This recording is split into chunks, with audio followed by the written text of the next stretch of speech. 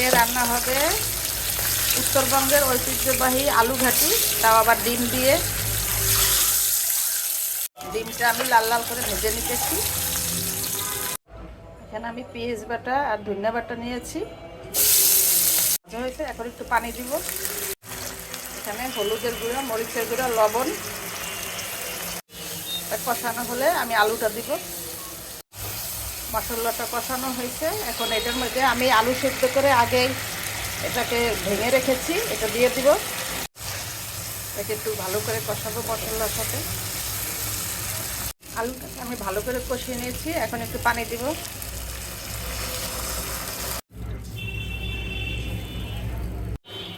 ঝোলটা ফুটে গেছে, এখন আমি ডিমটা দিয়ে দিব। ডিম দিয়েও কিন্তু খাওয়া যায়, সাথে একটা তেজপাতাও দিয়েছি। ডিমের আলু ঘাটিটা আমার হয়ে গেছে, এখন একটু ধনিয়া পাতা দিয়ে নামিয়ে দিব।